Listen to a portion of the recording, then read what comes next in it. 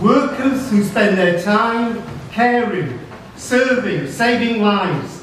The Tories claim to be here for hard-working people. Absolutely opposite.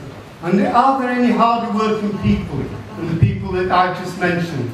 Yet now, this dedicated group of workers, seen as a national threat to security, denied the right to strike, now in the firing line from a vicious, vindictive government. And the trade union bill is a missile aimed right at them.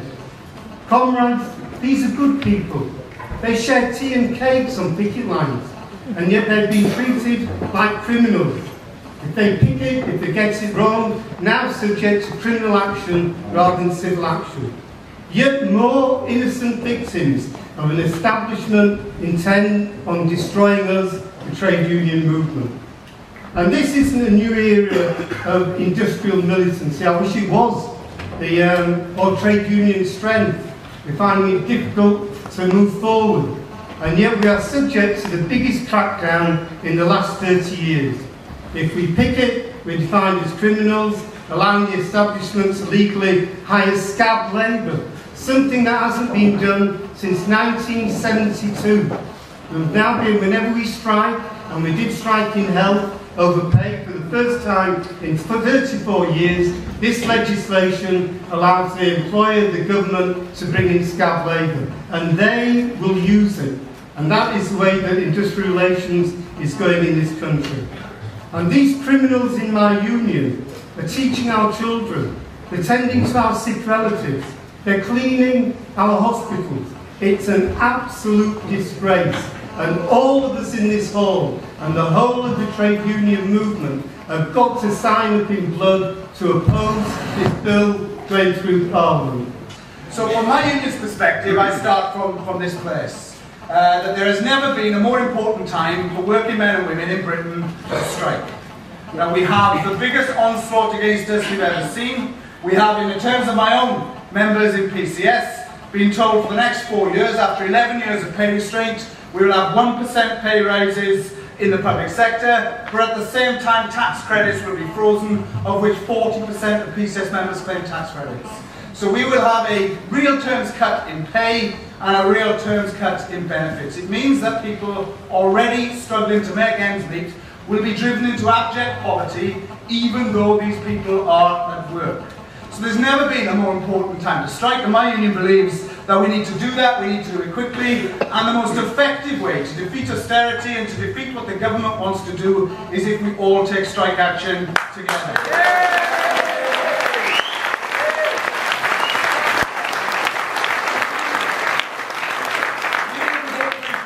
Our part in that, and it seems to me that if that's the message that the Tories got, they may think again about actually passing this bill. If they think, on the other hand, that there is going to be some fine speeches and some organising for the next 2 or 3 months, then they'll get it in, and then it will go back to business as usual. They will implement it, and we will come back to regret this for years and years to come. So from my own point of view, I think that means we've got to be looking to mobilise people early. Now, it's important that we try to win the public to our cause. But to be honest, the most important people in the here and now are the 6.5 million people who are the members of our unions.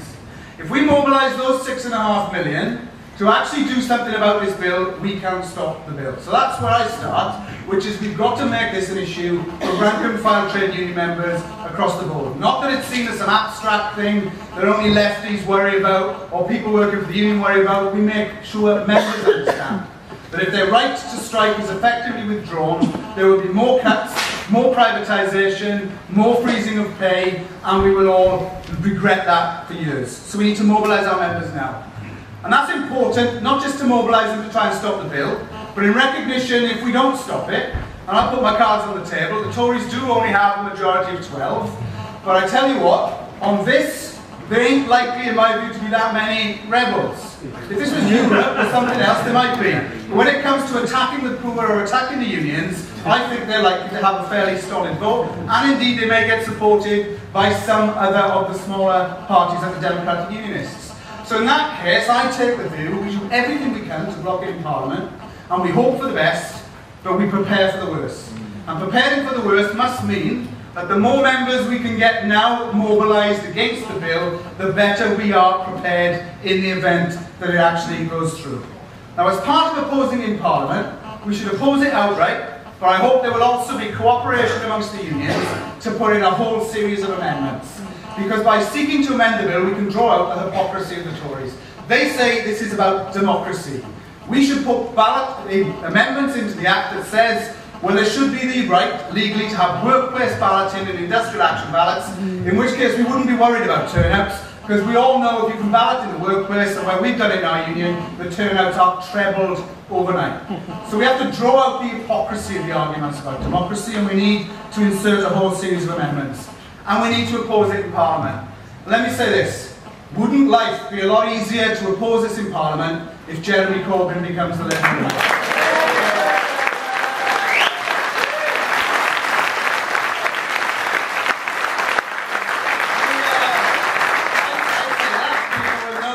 In the Labour Party for 20 years. However, I think many people recognise this is a moment. This is a moment to seize, because this is a moment where we can see politics changing in front of us. Now just imagine if the Labour leader not only pledges to repeal any of these laws, but Jeremy has actually also pledged to repeal some of the other Tory laws that we've been campaigning against for the last 20 years.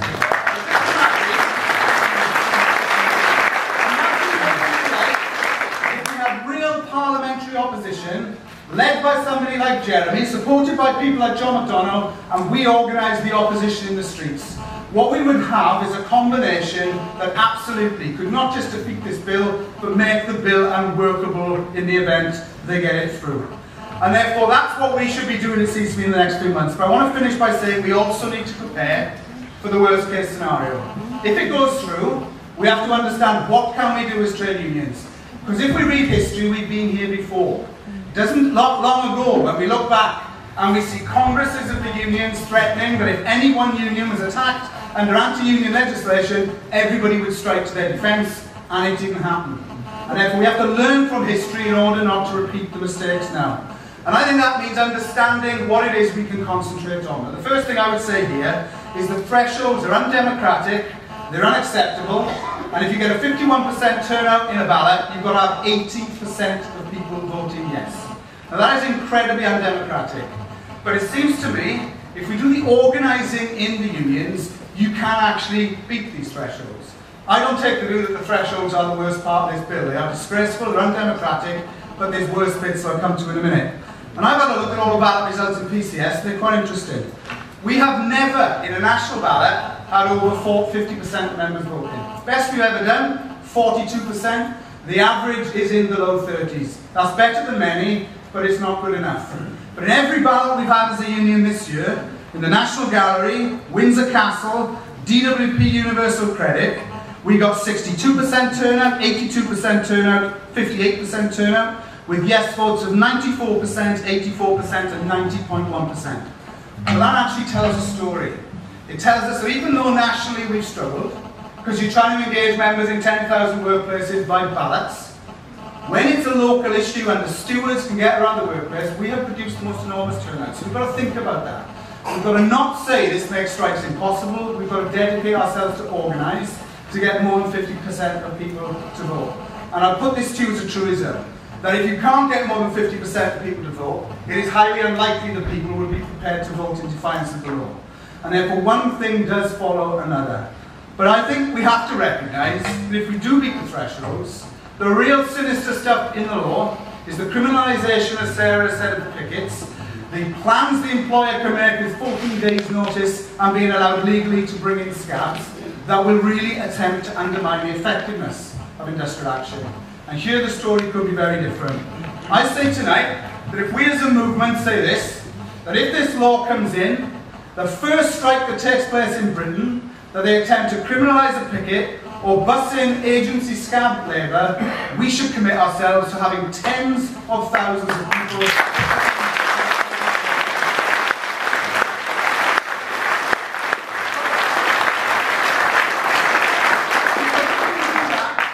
If we do that, what we will have then is real opposition. And do you know what? Don't let anyone tell you that's not possible. Our members in the National Gallery, who by the way have just voted with only 4 votes against, to start an indefinite all-out strike from the middle of August after 52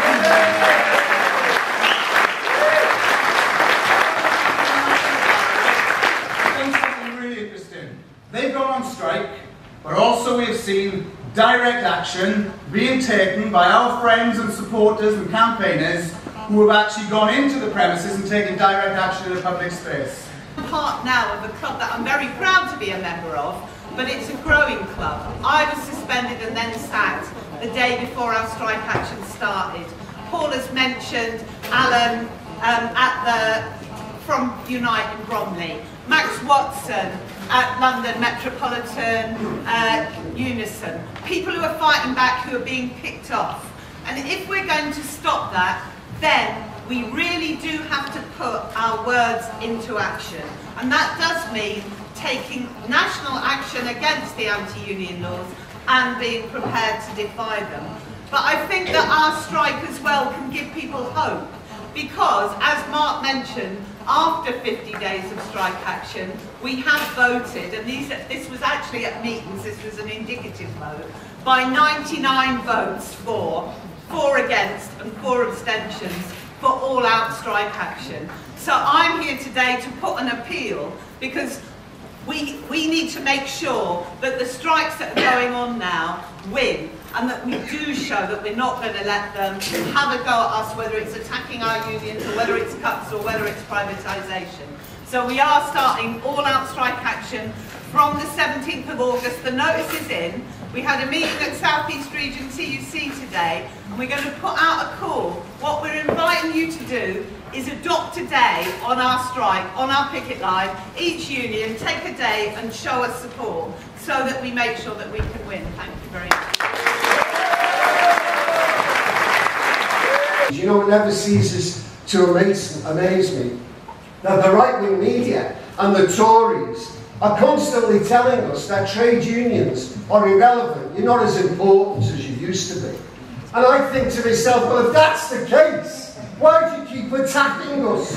Why is it the main priority of attacking the trade union movement if we are irrelevant? Of course, we're not irrelevant, and they know it. They know that organised labour is the only power at the moment that can stand up and stop them implementing these despicable attacks on the vulnerable in our communities and stripping away the very fabric and cohesion of the communities and society in which we live. We are the official opposition. Now, it should be, of course, in the political arena, the Labour Party. I was thinking of sending to Harriet the dictionary definition of opposition.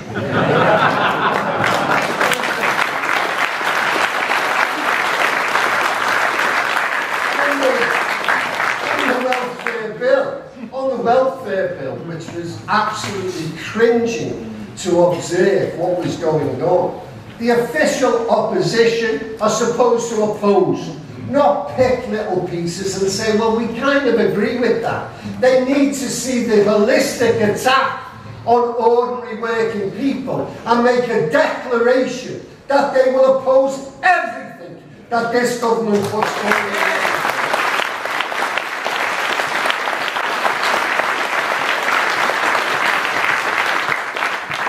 Mark was right. It'll be interesting to see if Jeremy is the official leader of the opposition. And wouldn't that warm the cockles of not only our hearts, but indeed the millions of ordinary working people who rejected this government.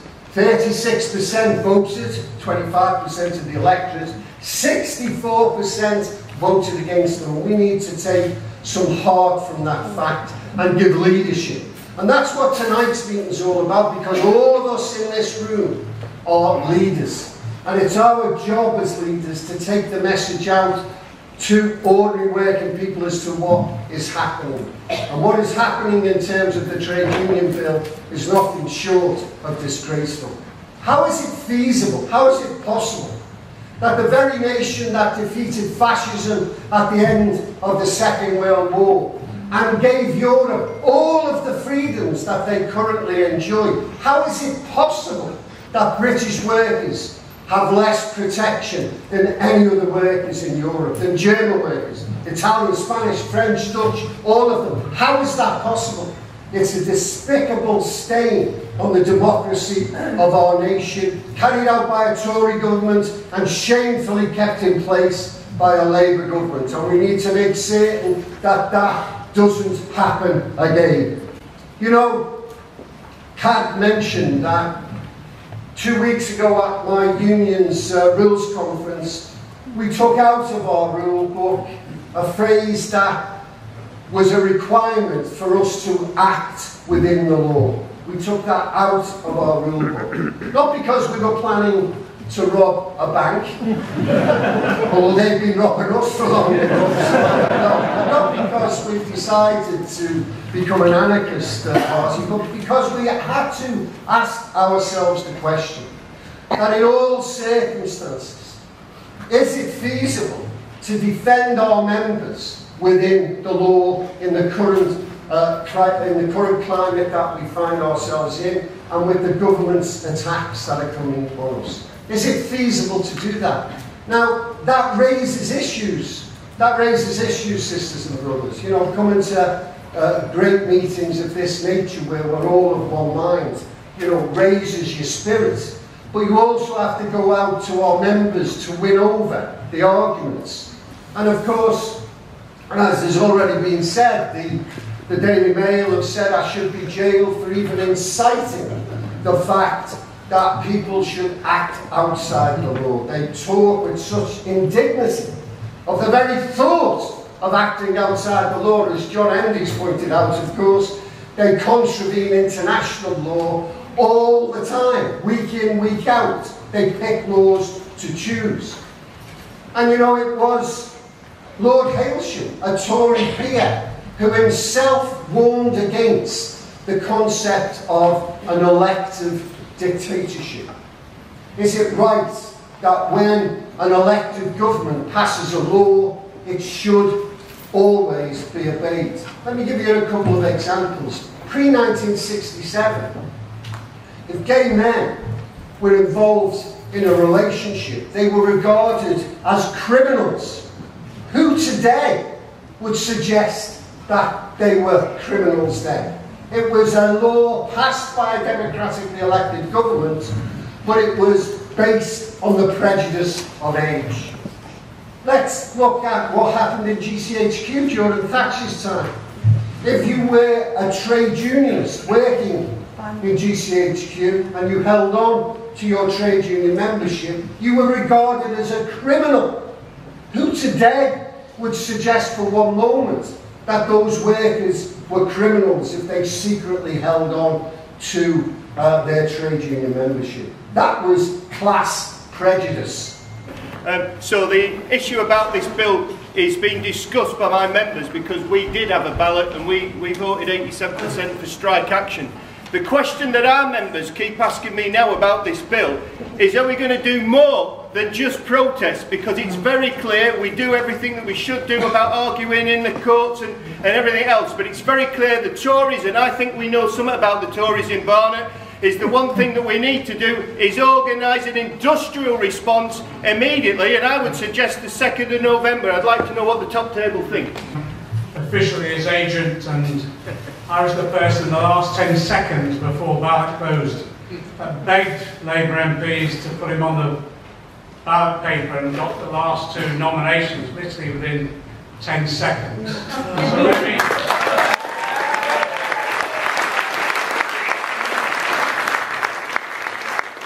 just say this with the full authority of our campaign, and Jeremy, we discussed it today at our campaign committee. We didn't need much discussion.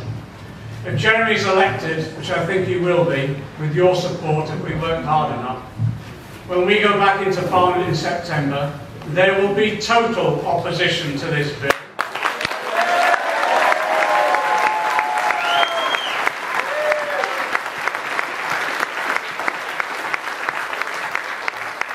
No ifs, no buts, no compromises. We will oppose the bill lock, stock and barrel. If it goes through. If it goes through, let me also tell you this. We're committed today that when we go into power and we win the next election with Jeremy's leadership, we will repeal this legislation.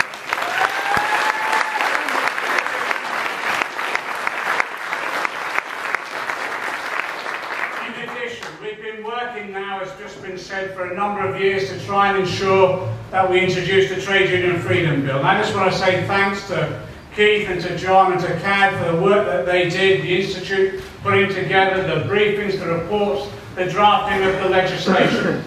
Let me just say this as well. When we go back into government as well, we will introduce a Trade Union Freedom Bill that will scrap the anti-Thatcher law, trade union laws that Thatcher introduced, scrap this one, and we will restore trade union freedoms into this country on a par with the rest of Europe in accordance with the ILO conventions. We will give trade unionists back their basic human rights and civil liberties. That's what a Labour government should have done, and we will